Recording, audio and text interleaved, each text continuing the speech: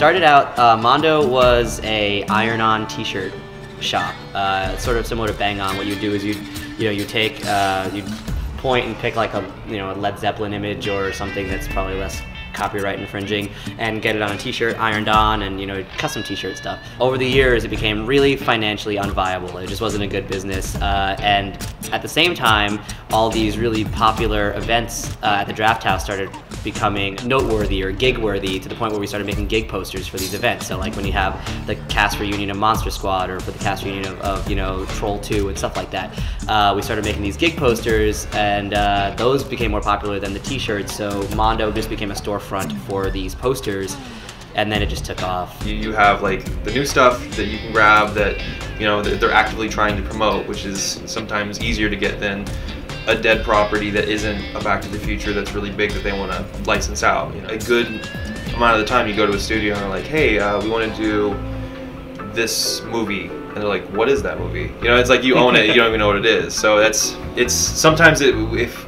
that type of stuff is hard to work around, to get them to open up the vaults or give us a deal for something that won't make them any money. We realized that we weren't a t-shirt company anymore. We were just an art boutique, basically. And so we asked our dad, Tim League, if we could move out of the parents' basement, and we finally got our own apartment, which is the Mondo Gallery. People are seeking out to see now just because we made posters. And so among our fan base, if they haven't heard of a movie, I think we really drive those people to go see movies if they haven't seen it yet. Sometimes that backfires because we made a Human Centipede poster, and all the people are like, well, I like all these other movies that Mondo made posters for. I'll check this. Oh my god!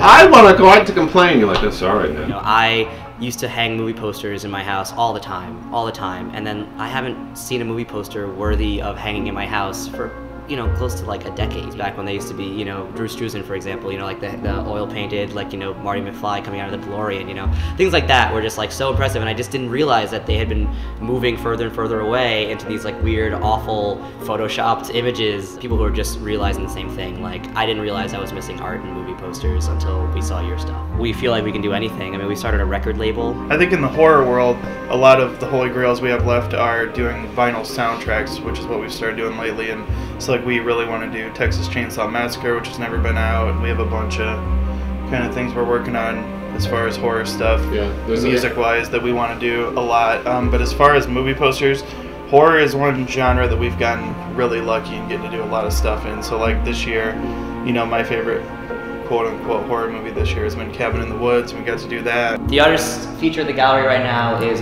Craig Drake.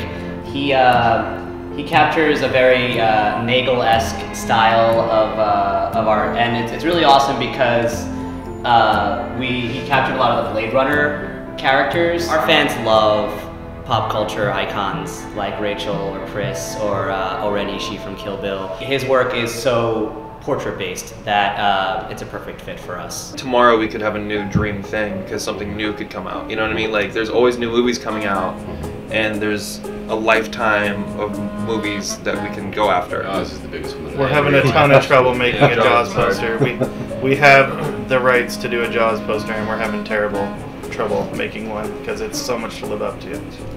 It's always nice to have stuff that's out of reach because it makes you work for it so you don't get lazy. Our creative director, Justin Ishmael, is a huge Tales from the Crypt fan, and he was so excited. Like, I've never seen him more excited for anything, and it was just, it's a pint glass with the Crypt Keeper, and he took 4 of them home with him. He's just so excited by it. We get to manufacture these things that we've always wanted.